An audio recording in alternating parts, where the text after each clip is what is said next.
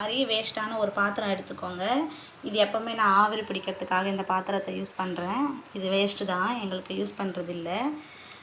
இப்போது ஒரே கோல்டு ஜலதோஷம் டேப்லெட் போட்டும் குறையல.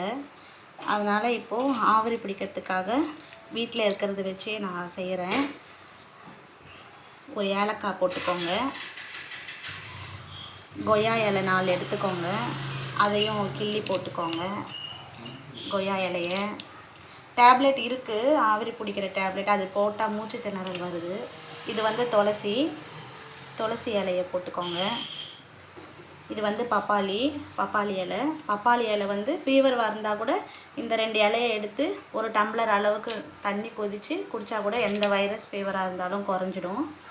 இது வந்து பப்பாளி இலை போட்டேன். இது வெத்தலையும் 2 கிள்ளி இந்த மாதிரி போட்டேன். கொஞ்சம் மஞ்சத்தூள் போட்டுக்கோங்க.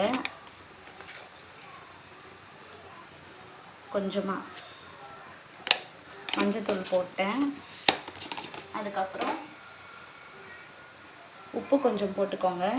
கெட்ட தண்ணியெலாம் நமக்கு இருந்ததுன்னா கோல்டில் அதெல்லாம் வெளியே வந்துடும். இது வந்து நல்லா கொதி வரணும். கொதி வந்துச்சுன்னா இறக்கிட்டு நம்ம பெட்ஷீட்டு போத்திட்டு ஆவிரி பிடிச்சிக்கலாம். இந்த மாதிரி 3 வாட்டி பண்ணோன்னா நமக்கு இருக்கிற சளி எல்லாம் குறைஞ்சிடும். நான் எப்போவுமே இந்த மாதிரி தான் ட்ரை பண்ணுவேன். எனக்கு எப்போவுமே இந்த மாதிரி கிளைமேட்டில் எப்போவுமே அடிக்கடி தலைவலி வரும். உங்களுக்கும் அந்த மாதிரி இருந்ததுன்னா நீங்களும் அந்த மாதிரி ட்ரை பண்ணுங்கள். இது சுவாசிக்கிறப்ப கூட நல்லாயிருக்கும். நமக்கு வாசனையும் ரொம்ப பிடிக்கும். மூச்சு திணறல் அந்த மாதிரிலாம் எதுவும் வராது, நல்லாயிருக்கும். இது நல்லா கொதிச்சிட்ட உடனே நம்ம ஆஃப் பண்ணிடணும். நீங்களும் ட்ரை பண்ணி பாருங்கள்.